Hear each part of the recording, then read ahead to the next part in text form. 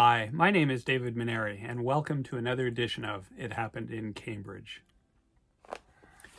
In 2015, I wrote a lengthy article for the Waterloo Historical Society in their annual volume about Dickson Public School. The school is within sight of my loft where I have an office at my house. I can see the bell tower from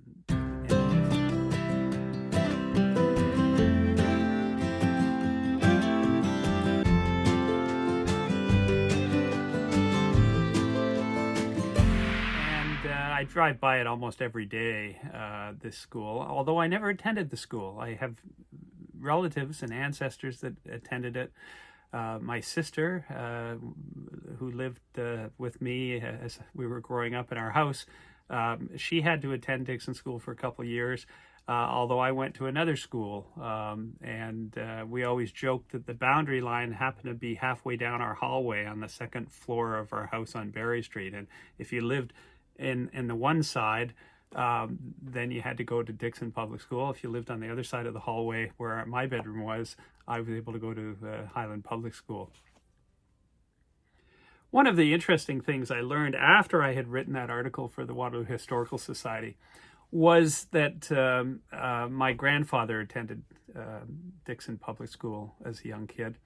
And that was the last school he ever attended. I didn't know that. I've got an uncle, my Uncle Don, who's in his 90s now, who just told me that story and what happened to end his school career. And I guess the teacher had said something or accused my grandfather of some misdeed, which wasn't warranted. And they came to blows. My grandfather actually punched the teacher, and that ended his academic career, unfortunately. So a little bit of history there with that school that I found of tremendous interest. In that 2015 article in the Waterloo Historical Society, it happened to be the lead article in their annual volume, and as such, it had the prominence on the front cover of the magazine. It was a photograph that I had taken of the school one late afternoon, early evening, when the sun was bathing it in sunlight. And I'll read you just a little bit about what it said in this annual volume about the story.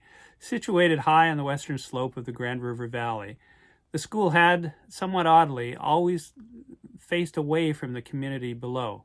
Beginning on page 78, David Menary's article recalls the history of the school and many of the people, its teachers, pupils, principals, and staff, who walked through its doors over more than 135 years. The school has a tremendous history.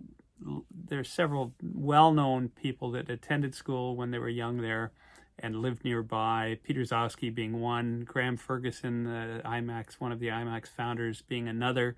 And in fact, the Fergusons lived just down the street on Kant Avenue at the corner of Kant and Forbes Street.